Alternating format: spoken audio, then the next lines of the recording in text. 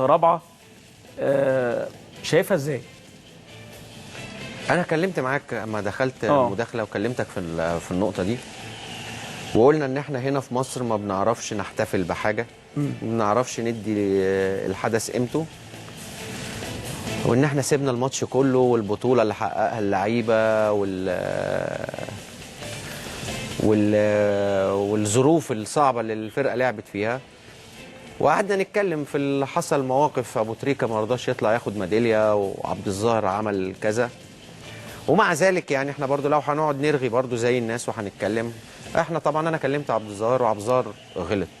طبعا ده غلط كبير، لانه خلاص معروف يا عبد الظاهر ان الكوره والملعب مش مكان الحاجات دي. الحاجات دي بره، انت ليك فكرك وكنت بتنزل اعتصامات ولا بتنزل رابعه او كده، طبعا كل واحد من حقه يروح اي حته وعايز يروحها يعني.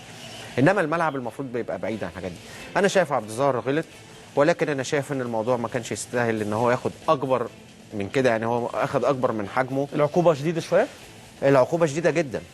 يعني انا شايف كان العقوبه، انا كنت يعني ممكن اخصم له شويه فلوس، حتى مش البطوله كلها، لان عبد الظاهر لعب البطوله كلها وكان المحطه الوحيده بتاعت قدامه، وعبد الظاهر تعب جامد في البطوله وكان ليه دور فعال في البطوله، لان كنا اوقات كتير ما كانش بيبقى موجود راس حربه غيره.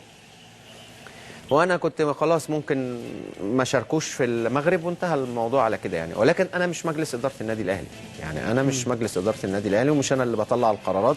انت بتقول لي وجهه نظرك، وجهه نظر مواطن عادي جدا. لا، انا شايف ان عبد الظاهر العقوبه كانت جامده عليه وكانت كتير عليه يعني. انما عبد الظاهر لا، عبد الظاهر غلط. عبد الظاهر غلط يعني. انما زي ما بقول لك، احنا وكان في حاجات ممكن نتكلم فيها اهم من الحركه دي يعني. ما فيش حد حل الماتش. ارجع الماتش ما حدش يتكلم. وبالمناسبه انا عايز اقول لك على حاجه برضو، علشان بقول لك موضوع الفرحه والفرحه. احنا محمد صلاح بيتكرم في سويسرا احسن لعيب في الدوري السويسري، بسم الله ما شاء الله، كلنا فخورين بيه وكلنا طالعين القلعه بمحمد صلاح واللي بيعمله محمد صلاح، سواء مع بازل او مع منتخب مصر. يعني كلنا شايفين محمد صلاح بيعمل ايه. طبعا كل الناس شايفه محمد صلاح وبيتكرم وبياخد احسن لاعب وطلع ياخد الجائزه. خلاص، حد اتكلم على محمد صلاح ده في ماتش عمل كذا ولا بقى الكلام كله على ايه؟ اصل محمد وهو بيتكرم المذيعه بسته وافسدت حفله فين الفساد في كده؟ الحفله باظت فين؟ اللي بيكتبوا الكلام دوت محمد صلاح البوسه افسدت الحفله. حفل ايه؟ ده حفل هيبقى في تاريخ محمد صلاح. لا، هم بيتكلموا على ان العادات والتقاليد المصريه حبيبي ده هناك. هناك الناس ديت هناك. لعلمك ده محمد لو ما عملش كده، ده محمد يتفهم غلط. لو ما عملش كده محمد ممكن يتفهم غلط لو ما عملش كده. ده وضع طبيعي. انما ما نقعدش بقى نتكلم ونرغي ان محمد صلاح انت لو مكان محمد صلاح هتبوس البوستين وتروح تاخد يا عم بس قعدني مكان محمد صلاح.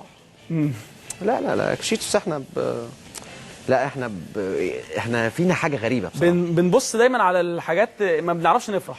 ما بتعرفش تتكلم في الحدث، لازم تتكلم في اي حاجه تشوه الحدث. طب ما تقول النبي اللي انت قلته لي في الفاصل، اللي هو ايه؟ اللي هو ان احمد عبد الظاهر مش ذكي. لا يعني انا مش ذكي، طبعا مش ذكي يعني.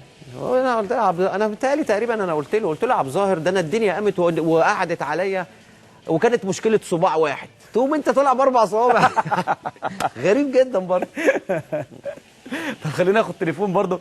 حد شافك ما قدرش